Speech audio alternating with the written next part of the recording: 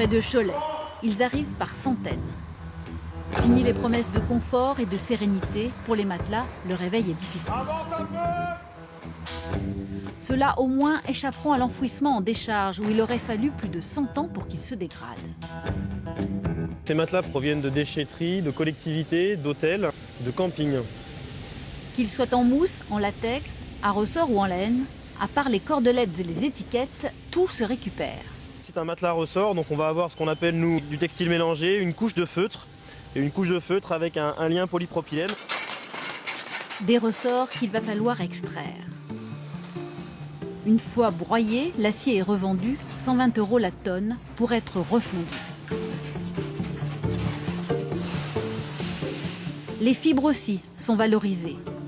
Triées par matière, elles partent chez des industriels.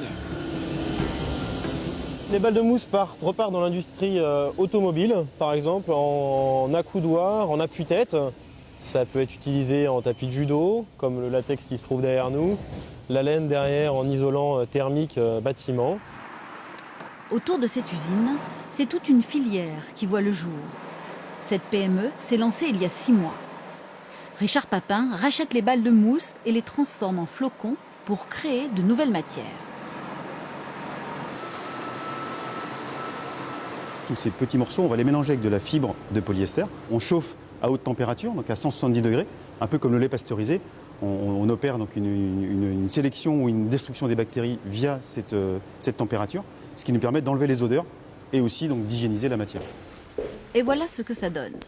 Des produits pour l'isolation ou l'ameublement. Richard Papin a déjà déposé 3 brevets. Le marché est prometteur et créateur d'emplois. Nous sommes maintenant 8 et une dizaine de personnes d'ici la fin d'année. Voilà, et on a un objectif de créer une vingtaine d'emplois dans un horizon de 5 ans. Tout reste à faire. Aujourd'hui, sur 5 millions de matelas jetés chaque année, moins de 15% sont recyclés.